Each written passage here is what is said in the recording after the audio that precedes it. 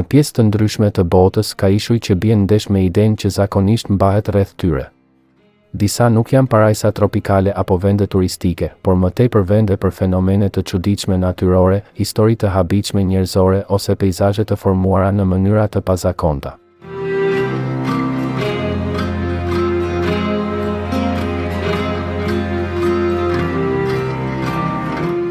Secili prej këtyre ishujve tregon se si natyra dhe njerëzit mund të përshtaten me kushte ekstreme ose të papritura. Disa lindën nga ndryshimet në det ose në tokë, të tjerat u transformuan nga aksidente historike dhe të tjerat thjesht sfidojnë çdo logjik në mënyrën e tyre të ekzistencës. Të kuptuarit e tyre na lejon të kuptojmë shkallën e diversitetit të planetit dhe se si mjediset e izoluara mund të krijojnë situata unike.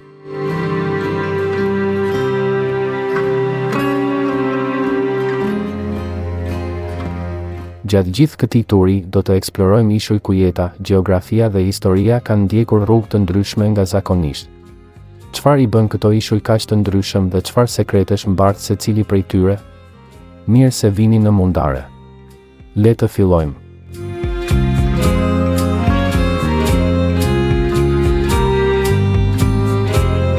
Ishulli Migingo, mbi popullimin në liçenin Victoria i vendosur në ujërat lindore të liçenit Victoria, ishulli Migingo përbën një nga shembujt më ekstrem të densisë së lartë të popullsisë në një hapësirë të vogël. Me një sipërfaqe prej vetëm 2000 metrash katror, ajo strehon afërsisht 500 njerëz, duke formuar një vendbanim të përhershëm të karakterizuar nga konstruksione metalike të mbivendosura dhe rrugë të ngushta. Rëndësia strategjike e Migingos qëndron në bollkun e Purtekës së Nilit, një peshk i madh grabitqar vendas në sistemet e lumenjve afrikan në ujërat përreth tij.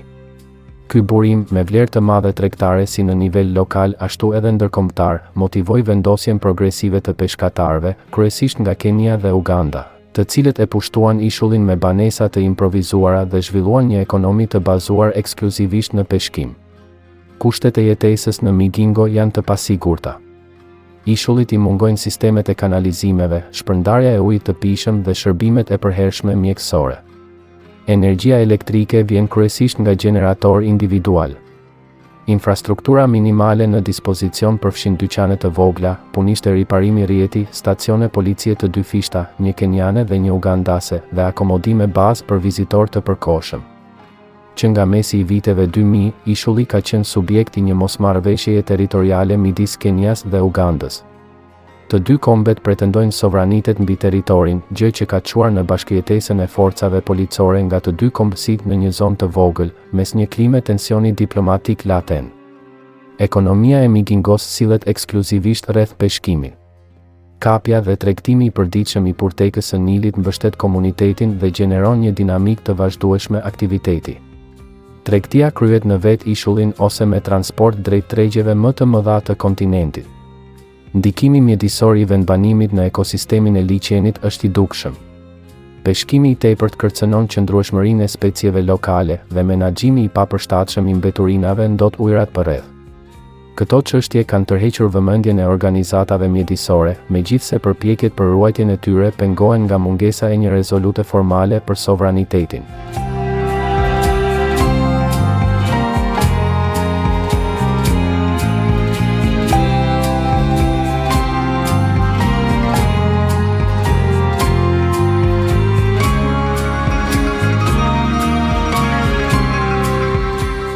Piramida e Ballit, një monolit në paqësor e vendosur më shumë se 590 kilometra në lindje të Australisë. Piramida e Ballit është një pirg shkëmbor detar që arrin një lartësi prej 561 metrash, duke e bërë atë strukturën më të lartë shkëmbore të këtij lloji në botë. Formacioni është mbetja e gërryer e një vulkani të lashtë mburoj që u shfaq rreth 7 milion vjet më parë. Sipërfaqja e piramidës është e pjerrët dhe praktikisht pa bimësi, përveç disa parvazeve ku mbijetojnë speciet bimore të përshtatura ndaj kushteve ekstreme.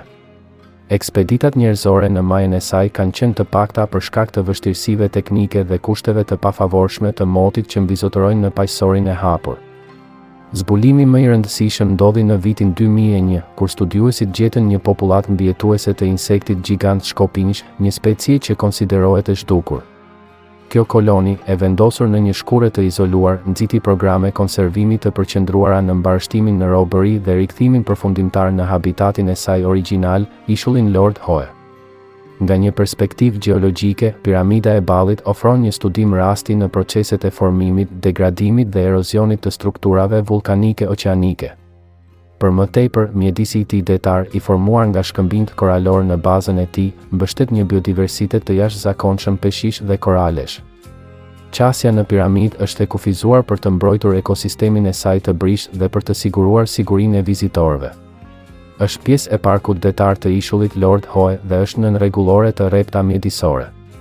Piramida e Ballit është një shembull i jashtëzakonshëm i qëndrueshmërisë së formave gjeologjike dhe specieve biologjike në kushte ekstreme, duke përfaqësuar një enklav unike për kërkime shkencore.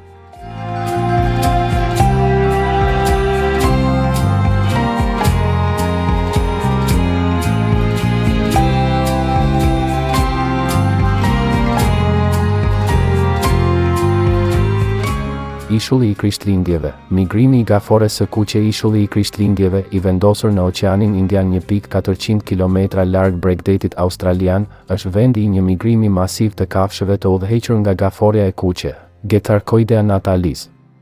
Çdo vit, me mbërritjen e stinës së shirave, 10 milion gafore dalin nga pyjet e brendshme dhe lëvizin drejt Bregdetit për t'u shumuar. Ky migrim i sinkronizuar, i udhëhequr nga fazat hënore dhe baticat, e transformon plotësisht dinamikën e ishullit për disa javë. Procesi i migrimit përfshin kalimin e rrugëve, shtigjeve dhe zonave urbane, kështu që autoritetet zbatojnë mbyllje të përkohshme, ura dhe bariera të posaçme për të mbrojtur kafshët. Ky bashkëpunim midis njerëzve dhe jetës së egër është thelbësor për suksesin riprodhues të specieve. Çdo femër lëshon deri në 100.000 vezë në ujërat e oqeanit, duke kontribuar në ciklin ekologjik detar. Larvat lindin në det dhe, pas disa javësh zhvillimi, kthehen në tokë si gafore të vogla, duke përfunduar ciklin jetësor. Ishulli i Krishtlindjeve, me një sipërfaqe prej 135 km2, ka më shumë se 60% të sipërfaqes së tij të mbrojtur si park kombëtar. Megjithatë, ajo përballet me kërcënime të rëndësishme ekologjike, të tilla si përhapja e milingonës së verdhë të çmendur, një specie pushtuese që ushqehet me gafore të rritura. Programet e ruajtjes dhe kontrollit të specieve pushtuese janë zbatuar për të mbrojtur migrimin. Eventi është bërë gjithashtu një atraksion turistik, duke sjellë të ardhura për komunitetin lokal dhe duke financuar përpjekjet për ruajtjen e tij. Përveç gaforeve të kuqe, ishulli është shtëpia e specieve të tilla si gaforia e kokosit dhe është objekt i kërkimit shkencor që përqendrohet në mekanizmat e lundrimit të kafshëve. Migrimi i gaforeve të kuqe të ishullit të Krishtlindjeve është një fenomen unik ekologjik, jetësor si për ekuilibrin e ekosistemit të ishullit, ashtu edhe për ruajtjen e trashëgimisë së tij biologjike.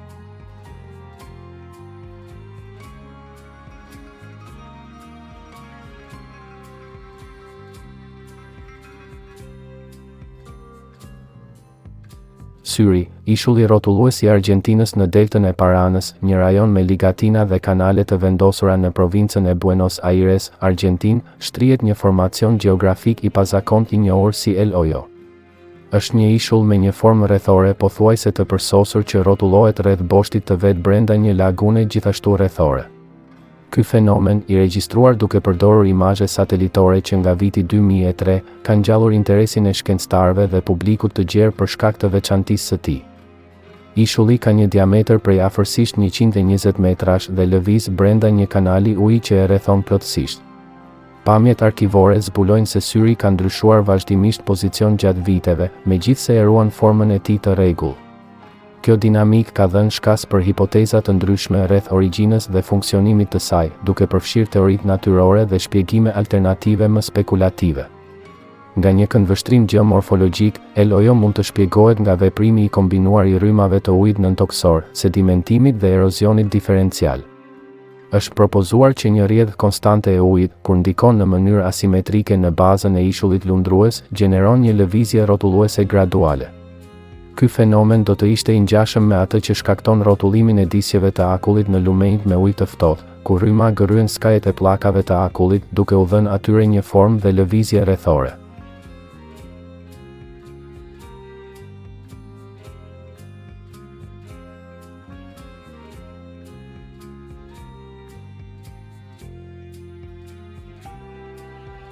Ishujt e maceve, mbijetesa dhe prosperiteti i maceve në Japoni ka disa ishuj të vegjël ku macet janë më të shumta se njerëzit, duke formuar komunitete unike që kanë tërhequr vëmendjen ndërkombëtare.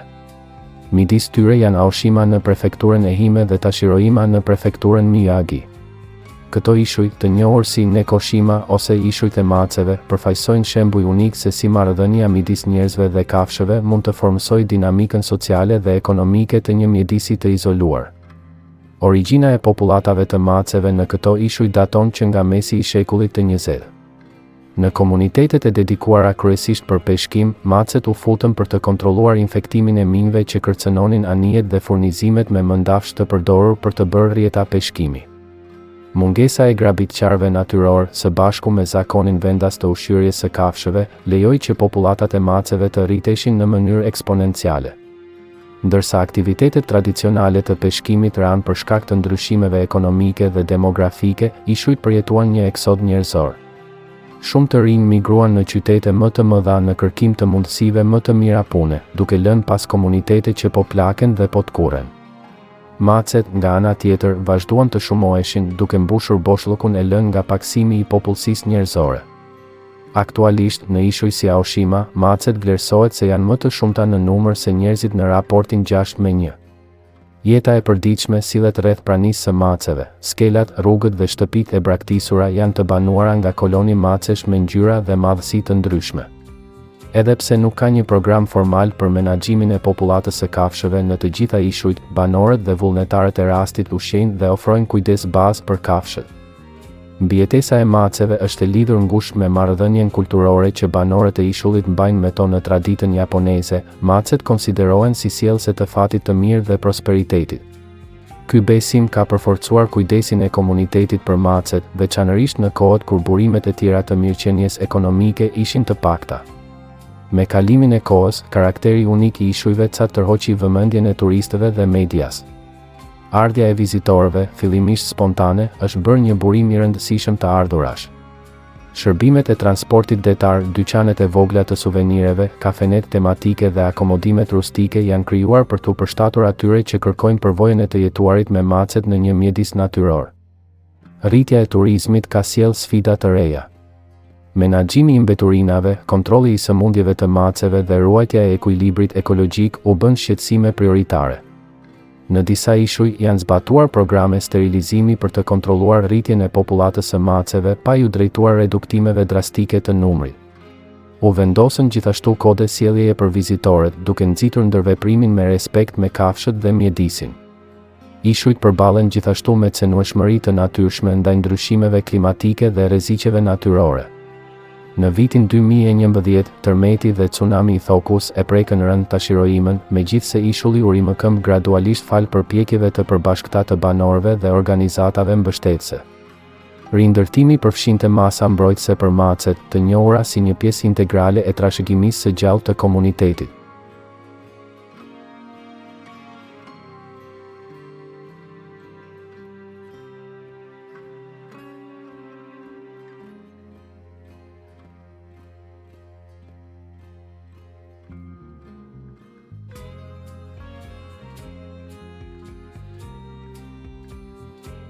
Ishulli Sable, gjysmëhëna e kuajve të egër në Atlantikun e Veriut, rreth 260 km në juglindje të Nova Scotia, Kanada, del një rip i hollërore i njohur si Ishulli Sable. Me një gjatësi prej afërsisht 40 kilometrash dhe një gjerësi mesatare prej vetëm 1 milje e gjysmë, ky ishull i pabanuar është i famshëm për formën e tij në formë gjysmëhëne, brigjet e mjegullës së vazhdueshme dhe një popullat kuajsh të egër, ekzistenca e të cilëve mbetet një burim magjepsieje. Formimi i ishullit Sable daton që nga periudhat pas epokës së fundit të akullnajave, më shumë se 15.000 vjet më parë. Lëvizjet e shtresave të akullit dhe veprimi i rrymave oqeanike depozituan sedimente që, të kombinuara me proceset e akumulimit dhe erozionit, krijuan këtë shirit rre lundrues. Ishulli është i lirë nga formacionet shkëmbore dhe sipërfaqja e tij përbëhet pothuajse tërësisht nga duna dhe kullota që janë rezistente ndaj erës dhe kripsisë. Ishulli Sable është një mjedis ekstrem. Stuhit janë të shpeshta dhe mjegulla mund të vazhdojë për ditë të tëra, duke e zvogëluar dukshmërinë në disa metra. Këto kushte, të kombinuara me rrymat e rrezikshme të rajonit, kanë shkaktuar qindra mbytje anijesh gjatë gjithë historisë, duke i dhënë atij nofkën varreza e Atlantikut. Është vlerësuar se më shumë se 350 anije kanë ngecur në brigjet e saj. Popullsia më emblematike e ishullit Sable është tufa e kuajve të egër. Këto kafshë, të izoluara nga kontinenti, kanë zhvilluar një jetë krejtësisht të pavarur nga ndërhyrja njerëzore. Teoria më e pranuar gjerësisht në lidhje me origjinën e tyre pohon se ato u sollën në shekullin e 18 të, ndoshta nga kolonët evropian ose si pjesë e një përpjekjeje të dështuar për të krijuar një vendbanim të përhershëm. Një hipotezë tjetër sugjeron që disa kuaj mund të kenë mbërritur pas mbytjeve të anijeve. Kuajt e ishullit Sable janë përshtatur me kushtet e ashpra mjedisore. Dieta e tyre bazohet kryesisht në barra vendase dhe shkure rezistente, të cilat her pas here plotësohen nga algat e nxjerra në brej. Ata nuk kanë strehim natyror nga elementet, gjë që ka ndikuar në rezistencën e tyre fizike dhe sjelljen shoqërore. Në vitin 1960, qeveria kanadeze i shpalli kuajt e ishullit Sable një popullat të mbrojtur. Transferimi, zbutja ose çdo formë e ndërhyrjes së drejtpërdrejtë njerëzore është ndaluar. Kjo mbrojtje ligjore siguron që kuajt të vazhdojnë të jetojnë në natyrë, duke u lejuar shkencëtarëve të studiojnë proceset natyrore të përzgjedhjes dhe përshtatjes në një mjedis relativisht të mbyllur. Ekosistemi i ishullit është i brishtë. Bimësia luan një rol thelbësor në stabilizimin e dunave dhe parandalimin e erozionit bregdetar. Aktiviteti i kullotjes dhe endjes së kuajve në ishull ka një ndikim të matur që ende nuk e ka rrezikuar stabilitetin ekologjik, megjithse mbetet nën monitorim të vazhdueshëm. Ishulli Sable është gjithashtu shtëpia e një biodiversiteti të jashtëzakonshëm. Është shtëpia e specieve të zogjve shtektar, fokave gri dhe bimëve të larmishme të përshtatura për tokat ranore të varfra me lëndë ushqyese.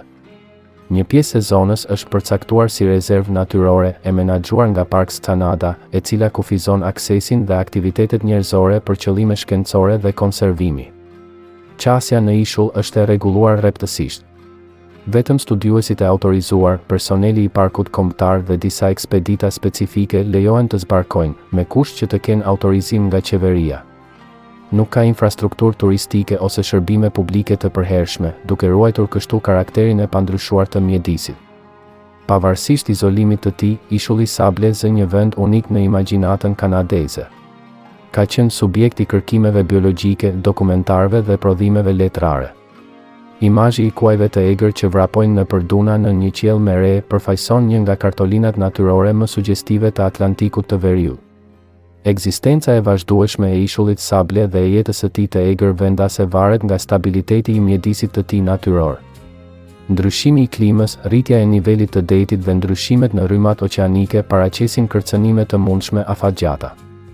Prandaj, ishulli përbën një laborator natyror të vlefshëm për të studiuar qëndrueshmërinë e ekosistemeve bregdetare në kushte ekstreme.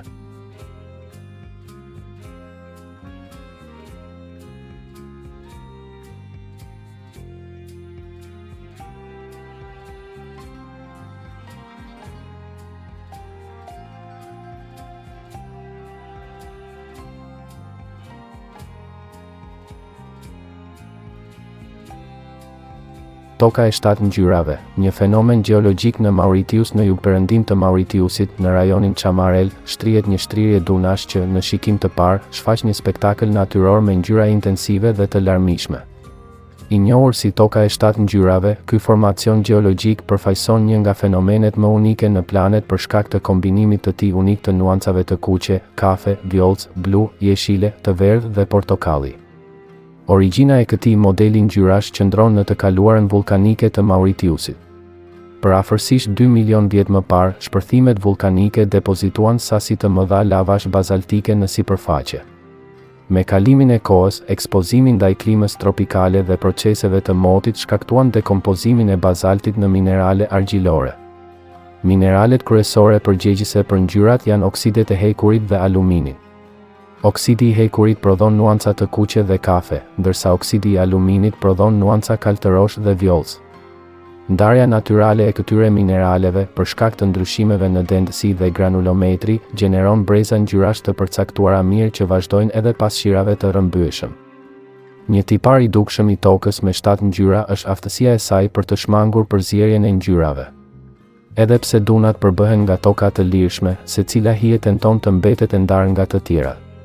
Ky fenomen është studiuar nga gjeologët dhe klimatologët, të cilët besojnë se kombinimi i përbërjes minerale dhe faktorëve specifik klimatik janë përgjegjës për këtë stabilitet kromatik.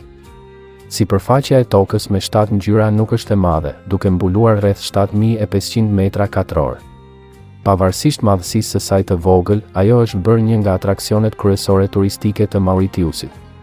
Zona është e mbrojtur dhe e rrethuar për të parandaluar erozionin e shkaktuar nga trafiku njerëzor. Janë krijuar shtigje dhe platforma vëzhgimi për të lejuar që fenomeni të vlerësohet pa dëmtuar tokën e brish. Një vizitë në tokën e 7 ngjyrave shpesh përfshin një shëtitje në përpyet përreth dhe një vizitë në ujvarat aty pranë, siç është ujvara Chamarel, e cila zbret nga një lartësi prej gati 100 metrash. Integrimi i atraksioneve gjeologjike me mjedisin natyror ka mundësuar zhvillimin e aktiviteteve të qëndrueshme të ekoturizmit në rajon. Përveç vlerës së saj piktoreske, zona e Chamarel ka edhe vlerë edukative. Programe të ndryshme interpretimi mjedisor shpjegojnë proceset gjeologjike të përfshira në formimin e tokës së 7 ngjyrave. Këto përpjekje synojnë të rrisin ndërgjegjësimin rreth rëndësisë së ruajtjes së vendeve unike gjeologjike dhe të kuptuarit të fenomeneve natyrore që formësojnë planetin.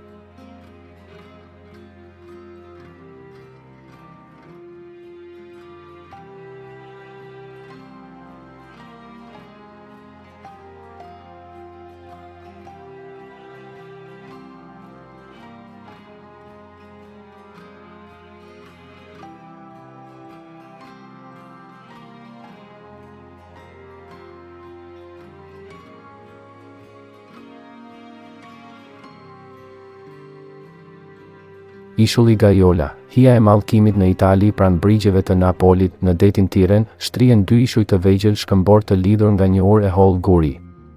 Ky grup, i njohur si Ishulli Gajola, shuhet jo vetëm për bukurinë e tij piktoreske, por edhe për reputacionin për fatin e keq që i ka shoqëruar pronarët e tij të njëpasnjëshëm gjatë gjithë shekullit të 20.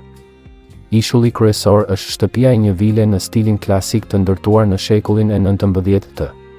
Fillimisht, ndërtesa shërbeu si rezidencë private dhe më vonë si qendër aktivitetesh detare. Arkitektura e thjeshtë e shtëpisë bie ndesh me vendodhjen e saj të thyer mbi shkëmbim të pierrët dhe ujëra të thella, karakteristika që theksonin aurën e saj të izolimit dhe misterit. Fillimi i famës së erët të Ishullit Gajola shoqërohet me një sër tragjedish që prekën pronarët e tij. Gjatë gjysmës së parë të shekullit të kaluar, disa pronarë vdiqën në rrethana të papritura menjëherë pas blerjes së pronës. Këto përfshin vdekje nga ataket në zemër, vetvrasjet dhe aksidentet fatale, të dokumentuara nga të dhënat lokale dhe raportet e gazetave të kohës. Një nga rastet më të njohura është ai i biznesmenit Otto Grumbaczk, i cili pësoi një atak kardiak fatal në ishull. Më vonë, një trashëgimtar i pasur industrial italian u përball me rënim financiar pasi bleu pronën. Shkrimtari Maurizio Yves Sandos, gjithashtu një pronar i përkohshëm, i përfundoi ditët e tij në një spital psikiatri. Njëpasnjëshmëria e ngjarjeve të pafat përforcoi perceptimin popullor se ishulli ishte i mallkuar. Shpjegimi për këto ngjarje nga disa është atribuar rastësive të thjeshta dhe nga të tjerë faktorëve psikologjik dhe mjedisor. Izolimi i ishullit, qasja e vështirë dhe ndjenja e cenueshmërisë ndaj forcave natyrore mund të kenë kontribuar në përkeqësimin e humorit të banorëve të tij. Mungesa e shërbimeve publike dhe ekspozimi i vazhdueshëm ndaj kushteve të pafavorshme të motit i ashtuan stresin jetës së përditshme në ishull. Gjeografikisht, ishulli Gajola ndodhet në një rrip bregdetar të paqëndrueshëm, të prirur ndaj lëvizjeve sismike. Rreziku gjeologjik i rajonit, i lidhur me aktivitetin vulkanik në zonën e fushave Plegrajan, përforcon perceptimin e një mjedisi të pafavorshëm dhe të paparashikueshëm. Sot, qyteti është i braktisur dhe në rënoja, me struktura të degraduara nga koha dhe nitrati. Autoritetet lokale e shpallën zonën pjesë të parkut në New York Gajola, një rezervat natyror i dedikuar për mbrojtjen e biodiversitetit detar dhe bregdetar. Qasja në ishull është e kufizuar, duke lejuar vetëm vizita të kontrolluara për aktivitete edukative dhe kërkimore shkencore. Parku në New York Gajola mbulon afërsisht 42 hektar ujëra bregdetare të pasura me florë dhe faunë detare. Gjithashtu përfshin mbetje arkeologjike në ujore, gjurmë të vilave romake dhe struktura të tjera të lashta që dëshmojnë për pushtimin historik të rajonit. Këta element kontribuojnë në përforcimin e rëndësisë kulturore dhe ekologjike të zonës. Transformimi i ishullit Gajola në një zonë të mbrojtur i përgjigjet nevojës për të ruajtur trashëgiminë e tij natyrore dhe për të përmbysur degradimin e shkaktuar nga neglizhenca dhe përdorimi i papërgjegjshëm në dekadat e kaluara. Programet e restaurimit mjedisor përfshin monitorimin e specieve detare, pastrimin e shtratit të detit dhe edukimin mjedisor për vizitorët. Pavarësisht të kaluarës së tij tragjike, ishulli sot përfaqëson një shembull se si hapësirat e shoqëruara me narrativa afrike mund të ripërcaktohen përmes projekteve të ruajtjes. Ishulli Gajola është shndërruar nga një vend i konsideruar me fat të keq në një vend me vlerë ekologjike dhe kulturore të njohur në rajonin e Mesdheu.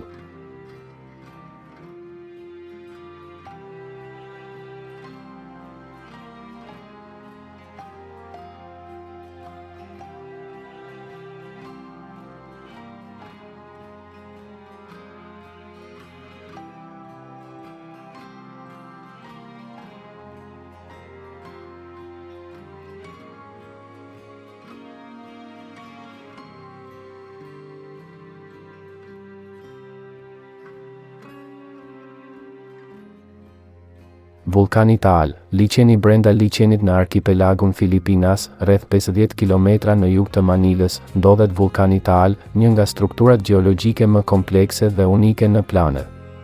Ky sistem vulkanik aktiv karakterizohet nga prania e një ishulli brenda një liçeni që, nga ana tjetër, përmban një krater me një liçen tjetër të vogël brenda. Ky konfigurim unik gjeografik e ka bërë Taalin një objekt me interes shkencor dhe turistik. Liçeni Taal, i cili rrethon vulkanin, u formua pas një serie shpërthimesh katastrofike midis 100.000 dhe 500.000 vjet më parë. Këto shpërthime shkaktuan shembjen e një kaldere masive vulkanike, e cila më pas u mbush me ujë nga rreshjet dhe burimet nëntoksore. Brenda këtij liçeni dolën struktura të reja vulkanike, më e spikatura prej të cilave është ishulli i vulkanit. Krateri kryesor i ishullit të vulkanit përmban liçenin e kraterit, i njohur për ujërat e tij të gjelbra dhe aciditetin e lartë. Ky përqendrim i acideve minerale vjen nga aktiviteti i vazhdueshëm hidrotermal nën sipërfaqe, duke gjeneruar emetime të gazrave të tilla si dioksidi i sulfurit dhe dioksidi i karbonit. Taal konsiderohet vulkani i dytë më aktiv në Filipine, me më shumë se 30 shpërthime të regjistruara që nga shekulli i 16 të. Shpërthimet historike kanë ndryshuar në intensitet, nga shpërthime frenetike të moderuara deri te ngjarje magmatike shumë shkatërruese. Shpërthimi i vitit 1911, një nga më shkatërruesit, vrau më shumë se 1000 njerëz dhe ndryshoi përgjithmonë peizazhin përreth. Në janar të vitit 2020, Taal shpërtheu përsëri pas disa dekadash qetësie relative. Aktiviteti vulkanik shkaktoi emetime të hirit që mbuluan zona të mëdha të Luzonit, duke ndërprerë udhëtimet ajrore dhe duke detyruar evakuimin e mijëra banorëve. Nxehtësia e lëshuar gjatë ngjarjes avulloi pjesën më të madhe të ujit në liçenin e kraterit, duke ekspozuar çarje dhe sedimente në fund. Shpërthimi i vitit 2020 nxori në pah rrezikun e Taal për shkak të vendodhjes së tij në një rajon të dendur me popullsi. Pavarësisht pamjes së tij të qetë, vulkani paraqet rreziqe të konsiderueshme për shkak të mundësisë së shpërthimeve të papritura frenomagmatike, rrjedhave piroklastike dhe gjenerimit të tsunameve të liçenit. Monitorimi vulkanik në rajon kryhet nga Instituti Filipinez i Vulkanologjisë dhe Sismologjisë, i cili mirëmban një sistem monitorimi të vazhdueshëm duke përdorur stacione sismike, sensor të deformimit të tokës dhe analiza gjeokimike të gazrave vulkanike. Këto masa lejojnë lëshimin e paralajmërimeve të hershme për të zbutur efektet e ngjarjeve të ardhshme shpërthyese. Ekosistemi i liçenit Taal ka gjithashtu karakteristika unike. Është shtëpia e specieve endemike si peshku tajlis, harenga e vetme e njohur e ujrave të ëmbla, dhe popullata të caktuara të gjarpërinjve të detit që janë përshtatur me kushtet e liçenit. Biodiversiteti i liçenit kërcënohet si nga aktiviteti vulkanik, ashtu edhe nga presioni antropogjen nga peshkimi dhe turizmi. Përpara shpërthimit të vitit 2020, ishulli i vulkanit ishte një destinacion i njohur për ekskursione turistike. Vizitorët bën një ecje në këmbë deri në buzë të kraterit për të vëzhguar liçenin e kraterit dhe fumarolet e tij aktive. Qasja aktualisht është e kufizuar për shkak të rreziqeve të vazhdueshme të aktivitetit vulkanik. Vulkani Taal, me strukturën e tij liçen brenda liçenit dhe historinë e shpërthimeve, është një shembull paradigmatik i proceseve dinamike që formsojnë peizazhet vulkanike aktive. Monitorimi i vazhdueshëm dhe menaxhimi i duhur i rrezikut janë thelbësore për të mbrojtur komunitetet përreth dhe për të ruajtur një nga fenomenet gjeografike më të shuara të Azisë Juglindore.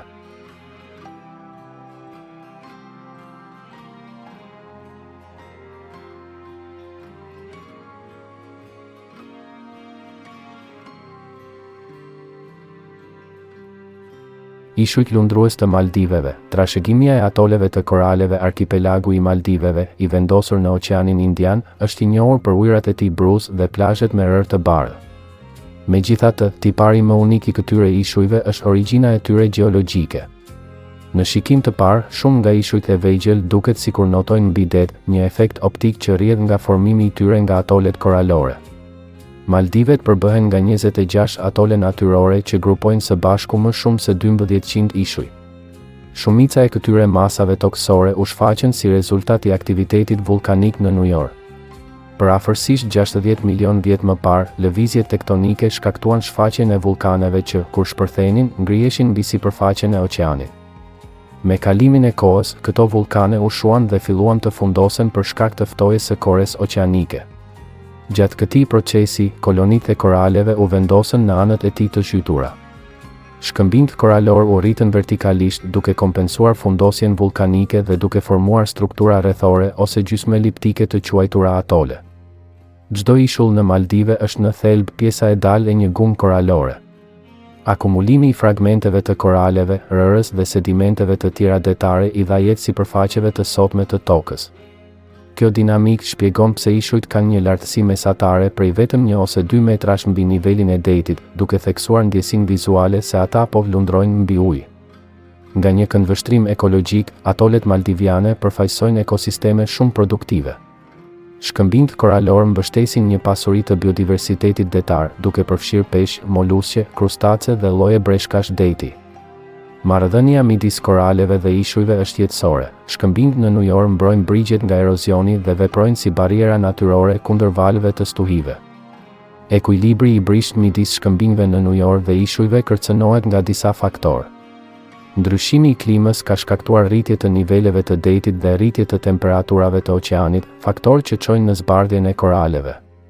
Acidifikimi i oqeanit gjithashtu kompromenton aftësinë e koraleve për të formuar strukturat e tyre gëlqërore. Në përgjigje të këtyre kërcënimeve, qeveria e Maldiveve ka zbatuar nisma për ruajtjen e mjedisit detar. Zonat e mbrojtura detare, programet e restaurimit të shkëmbinjve në New York dhe projektet e qëndrueshmërisë së turizmit janë krijuar për të balancuar zhvillimin ekonomik me ruajtjen e mjedisit. Arkitektura tradicionale në Maldive pasqyron gjithashtu përshtatjen ndaj mjedisit. Ndërtesat janë ndërtuar nga materiale lokale si korali i ngordhur, aktualisht i ndaluar, druri i kokosit dhe gjethet e palmës. Planifikimi urban bashkëkohor përfshin strategji të qëndrueshmërisë ndaj klimës, duke përfshirë projektimin e ishujve artificial të ngritur dhe rehabilitimin e plazheve përmes projekteve të bonifikimit të rërës. Një nga projektet më të shuara në këtë drejtim është Hulumal, një ishull artificial i ndërtuar për të siguruar një hapësirë urbane të sigurt nga rritja e nivelit të detit.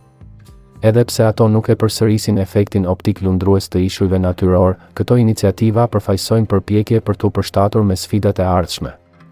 Perceptimi i ishujve lundrues në oqean kontribuon në atraktivitetin turistik të Maldiveve. Megjithatë, përtej pamjes estetike, kjo veçanti zbulon një proces kompleks gjeologjik dhe ekologjik që mbështet jetën njerëzore dhe detare në arkipelag. Të kuptuarit e formimit të ishujve maldivian dhe faktorëve që kërcënojnë stabilitetin e tyre është thelbësore për të siguruar ruajtjen e tyre. Ishujt, megjithse mund të duken të lehtë në det, janë të lidhur ngushtë me një mjedis natyror delikat që kërkon përpjekje të vazhdueshme për mbrojtje dhe restaurim.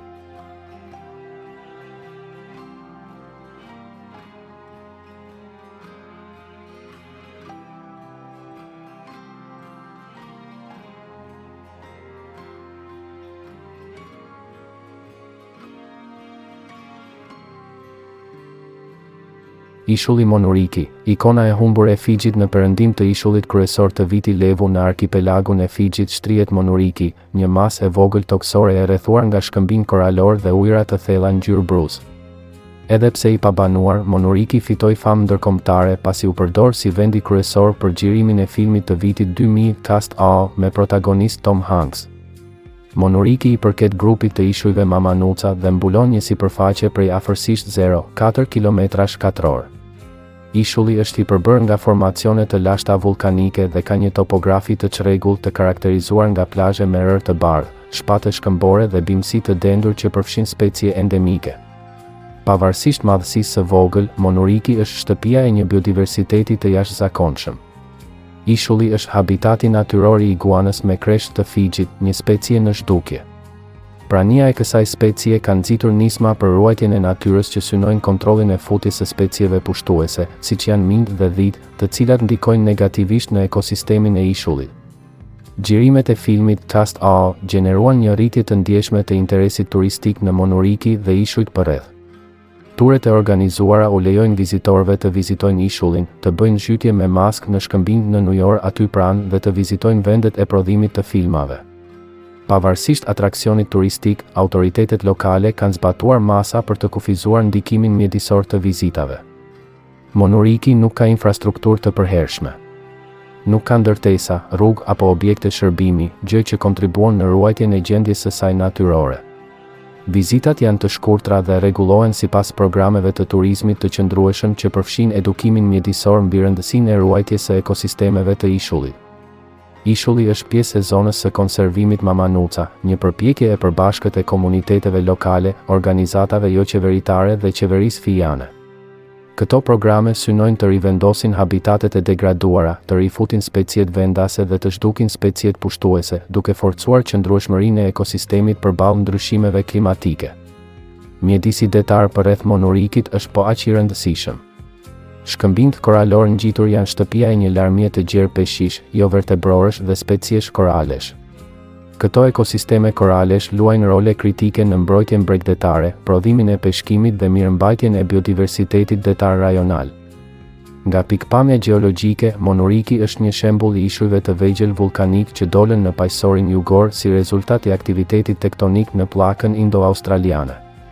Ndërveprimi i proceseve të erozionit, sedimentimit dhe formimit të koraleve ka formsuar profilin e tij aktual. Kushtet klimatike të ishullit ndikohen nga një klimë detare tropikale, e karakterizuar nga temperatura të ngrohta gjatë gjithë vitit dhe një sezon me shira që zgjat nga nëntori deri në prill. Këta faktor klimatik përcaktojnë ciklet riprodhuese të specieve vendase dhe ndikojnë në dinamikën e shkëmbinjve koralor. Populariteti i Monurikit ka nxjerrë në pa rëndësinë e balancimit të promovimit të turizmit me ruajtjen e mjedisit. Përvoja e këtij ishulli të vogël tregon se si një hapësirë natyrore mund të fitojë rëndësi globale përmes përfshirjes së saj në kulturën popullore, por gjithashtu thekson nevojën për të menaxhuar me kujdes përdorimin e saj për të parandaluar degradimin e saj. Monuriki, përtej famës së saj kinematografike, përbën një strehë të biodiversitetit dhe një dëshmi të gjallë të ndërveprimit kompleks midis gjeologjisë, faktorëve biotik dhe aktivitetit njerëzor në ishujt e paqësorit jugor.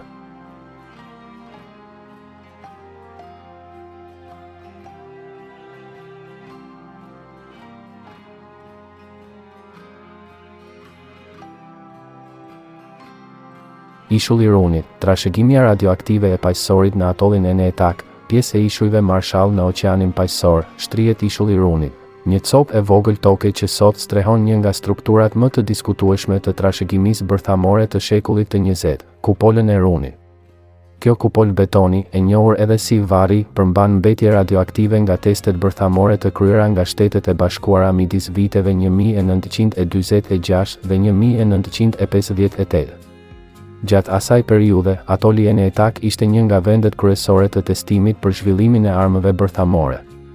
U kryen më shumë se 40 teste, duke përfshirë shpërthime ajrore, nënujore dhe sipërfaqësore. Këto shpërthime ndryshuan në mënyrë drastike mjedisin lokal, duke shpërndar materiale radioaktive në tokë, ujë dhe atmosferë. Pas përfundimit të testeve, qeveria amerikane filloi një proces pastrimi në vitet 1970. Projekti përfshinte mbledhjen e afërsisht 80.000 metrave kub tokë të kontaminuar dhe mbetje radioaktive. Ky material u depozitua në një krater të lënë nga shpërthimi i një bombe bërthamore në ishullin Runit, i cili më pas u vulos me një kupol betoni me trashësi 45 cm. Struktura e kupolës Runit u konceptua si një zgjidhje e përkohshme. Nuk ishte i përforcuar për t'i bërë ballë ndryshimeve ekstreme të motit, as nuk ishte i hidroizoluar në mënyrë të mjaftueshme për të parandaluar depërtimin e ujit. Studimet e mëvonshme zbuluan se nën toka poshtë kupolës ishte qarë që para ndërtimit, duke lejuar hyrjen dhe daljen e ujit të detit, duke krijuar një rrezik potencial të lëshimit të materialeve radioaktive në ekosistemin përreth. Pavarësisht paralajmërimeve nga komuniteti shkencor, nuk u krye asnjë punë e rëndësishme për përforcimin strukturor. Qeveria e SBA-s, pas përfundimit të procesit të pastrimit, ia transferoi administrimin e zonës qeverisë së Ishujve Marshall në vitin 1986 nëpërmjet marrëveshjes së Shoqatës së Lirë. Që atëherë, përgjegjësia për monitorimin dhe mirëmbajtjen ka rënë mbi një komb me burime të kufizuara për të adresuar një problem të një madhësie të tillë.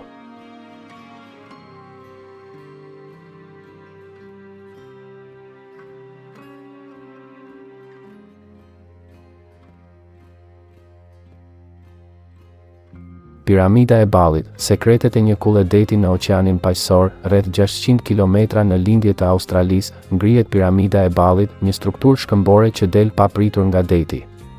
Ky formacion, një mbetje e një vulkani të lashtë mburoj, arrin një lartësi prej 561 metrash, duke e bërë atë grumbullin më të lartë detar në botë. Piramida e Ballit është mbetja e aktivitetit vulkanik që ndodhi afërsisht 7 milion vjet më parë. Erozioni i shkaktuar nga veprimi i vazhdueshëm i valëve dhe erës e reduktoi konin e lashtë vulkanik në bërthamën e tij më rezistente, një strukturë prej bazaltit të ngurtësuar që sot sfidon forcën e detit të hapur. Sipërfaqja e piramidës është kryesisht e pjerrët, me mure vertikale që e bëjnë të vështirë kolonizimin nga flora dhe fauna. Megjithatë, në ato pak pragje dhe çarje ku grumbullohet substrati, disa lloje bimësh rezistente ndaj kripsisë dhe zogj deti lulëzojnë, duke i përdorur pragjet për folezim. Një nga zbulimet më të rëndësishme biologjike në piramidën e Ballit ndodhi në vitin 2001. Studiuesit gjetën një popullat të vogël insektesh gjigante në formë shkopi, një specie që mendohet të jetë zhdukur që nga mesi i shekullit të 20-të. Këto insekte, të njohura edhe si karavide me salqiqe për shkak të formës së tyre cilindrike dhe madhësisë së madhe, mbijetuan të fshehura në një shkure të izoluar, 100 metra mbi nivelin e detit. Sot, përpjekjet kërkimore dhe të ruajtjes rreth piramidës së Ballit përqendrohen në ruajtjen e integritetit të saj ekologjik dhe gjeologjik përballë ndryshimeve globale mjedisore. Formacioni mbetet një dëshmi e gjallë e proceseve natyrore që formsojnë strukturat oqeanike dhe një streh unike për speciet që kanë arritur të mbijetojnë në kushte ekstreme. Përmes këtyre ishujve kemi parë se si natyra dhe njerëzit krijojnë vende unike në botë. Çdo territor i paraqitur mbart një histori të ndryshme, të shënuar nga fenomene të çuditshme, përshtatje të papritura ose ngjarje që thyen normën. Këto hapësira, qofshin të izoluara apo të transformuara, vazhdojnë të demonstrojnë se si jeta dhe mjedisi mund të marrin rrugë të papritura.